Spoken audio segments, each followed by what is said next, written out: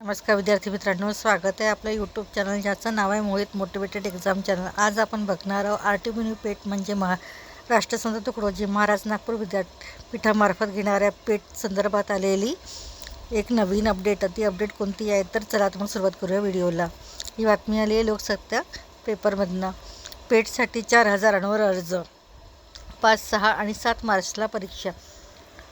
नागपूर राष्ट्रसंत तुकडोजी महाराज नागपूर विद्यापीठात PhD नोंदणीसाठी आवश्यक असलेली पेटसाठी PhD एंट्रन्स टेस्ट यावर्षी 4,000 विद्यार्थ्यांनी अर्ज केले आहेत।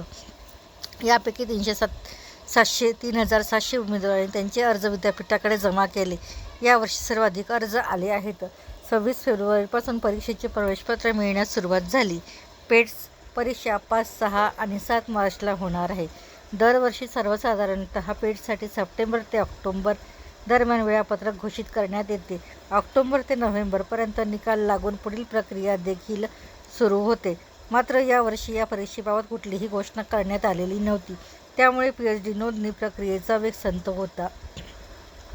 यापूर्वी ऑगस्ट दरम्यान पेटला पहिला टप्पा व सप्टेंबरमध्ये दुसरा टप्पा आयोजित करण्यात आला। सप्टेंबर महिन्यात निकाल देखील घोषित झाले होते। मात्र यंदा वेळापत्रक न आल्याने विद्यार्थी संभ्रमात होते।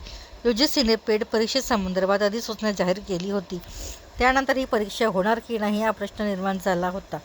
नागपूर विद्यापीठाने 1 फेब्रुवारीपासून पेटसाठी नोंदणी सुरू केली होती। त्यानंतर विद्यार्थ्यांना त्यांच्या अर्जाची प्रत विद्यापीठाकडे जमा करायची होती।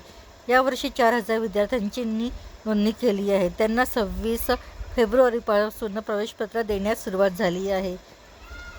अशी ही आलेली पेट संदर्भात राष्ट्रसंत तुकडोजी महाराज नागपूर विद्यापीठ पेट संदर्भाची नवीन माहिती होती। चला अशाच माहितीसाठी